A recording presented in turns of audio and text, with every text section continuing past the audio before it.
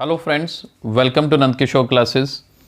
Today we are going to continue chapter 6 triangles class 10th NCERT book exercise 6.4 first question.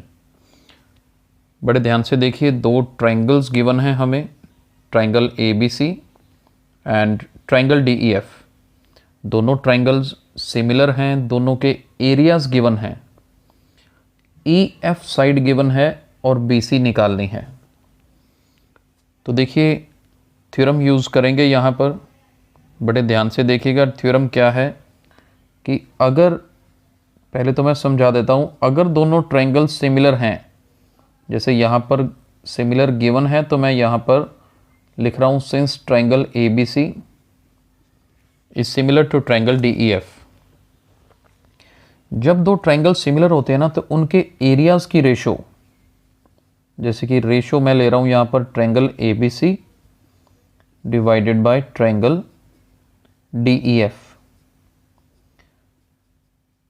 दोनों के areas की ratio किसके equal होती है? Square of ratio of their corresponding sides. मतलब corresponding sides मतलब AB upon DE ले लो, चाहे BC अपॉन EF ले लो, चाहे AC अपॉन DF ले लो, ये सारी कोरिस्पोंडिंग साइड्स ही हैं। मुझे यहाँ पर चाहिए BC upon EF, corresponding sides की रेशो ली और उसका स्क्वायर। तो थ्योरम क्या है? When two triangles are similar then ratio of their areas is equal to square of ratio of their corresponding sides. इसी को एज ए रीज़न हमें लिखना पड़ता है, तो इसलिए रीज़न लिखेंगे when two triangles are similar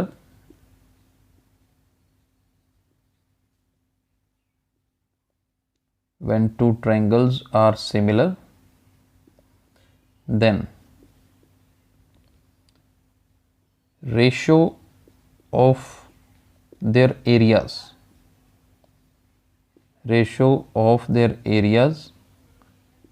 is equal to square of ratio of their corresponding sides। ये रीज़न लिखना बहुत ज़रूरी है, मार्क्स कटते हैं नहीं तो, इसलिए ध्यान रखना है।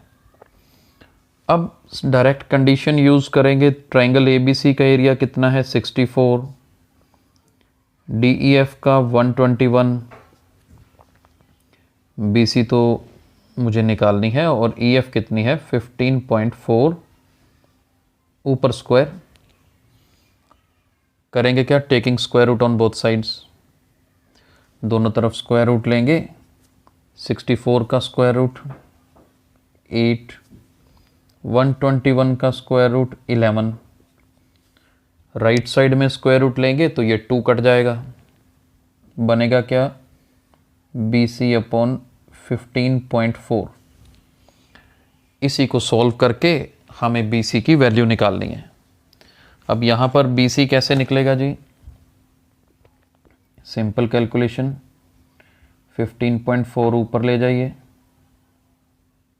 8 से मल्टीप्लाई हो जाएगा, नीचे 11। ठीक है जी। और इजी करना है, आप यहाँ पर क्या करिए, ये डेसिमल हटा सकते हैं। मान लीजिए ये डेसिमल हटा दिया तो नीचे 10 लगा लो। 11 से 154 काट दीजिए, 11 1s are 11, 11 4s are आगे 44। तो अभी मुझे क्या करना है? 14 मल्टीप्लाई 8 करना है। मैं ये अब रब कर रहा हूँ, आपने नोट कर लिया होगा। देखिए आगे क्या करेंगे, 8 मल्टीप्लाई 14, 14 को 8 से मल्टीप्लाई करेंगे तो क्या होता है जी? 112। तो अब डेसिमल लगा दीजिए, दैट मीन्स BC की वैल्यू कितनी आई? 11.2 सेंटीमीटर। आई होप आपको ये क्वेश्चन समझ आया होगा। Let's move to next question. Second question देखिए, diagonals of a trapezium ABCD with AB parallel DC intersect each other at point O। चलिए ट्रेपीजियम गिवन है ना, तो पहले हम ट्रेपीजियम बना लेते हैं। ट्रेपीजियम ध्यान से देखिए, ये ट्रेपीजियम बनाई मैंने। क्या नाम है इसका? ABCD। तो ABCD, इसके डायगोनल्स इंटरसेक्ट करते हैं पॉइंट O पर। चलिए, एक AC डायगोनल, दूसरा BD, and they are intersecting at point O। और क्या गिवन है हमें? AB is equal to 2 times CD। ठीक है, ये AB जो है ना, इसकी लेंथ CD से डबल दे रखी है।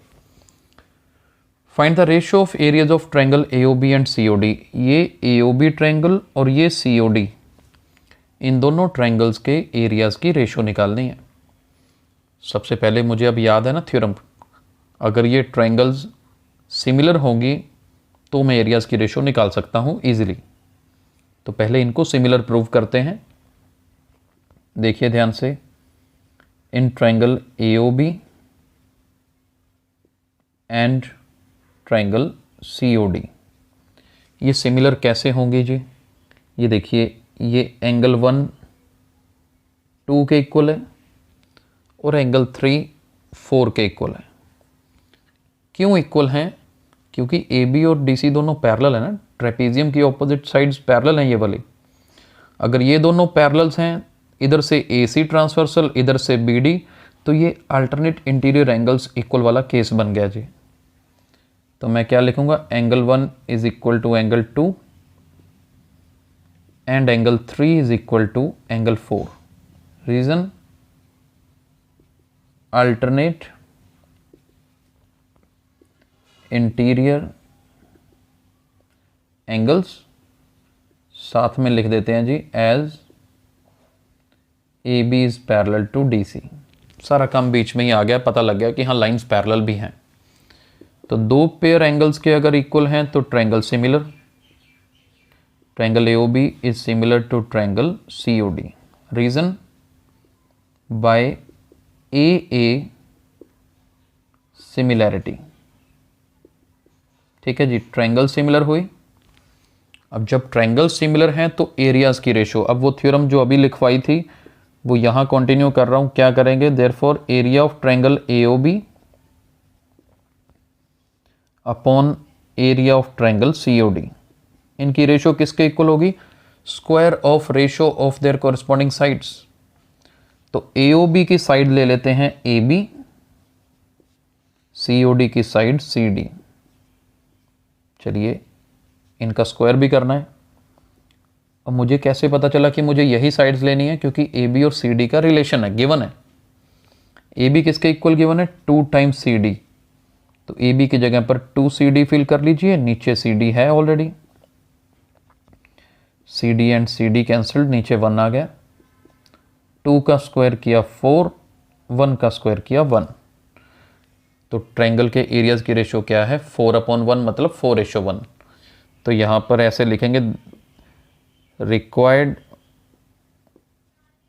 Ratio is 4:1।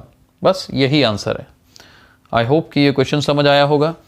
आगे हम अपने नेक्स्ट लेक्चर में कंटिन्यू करेंगे। Thank you so much.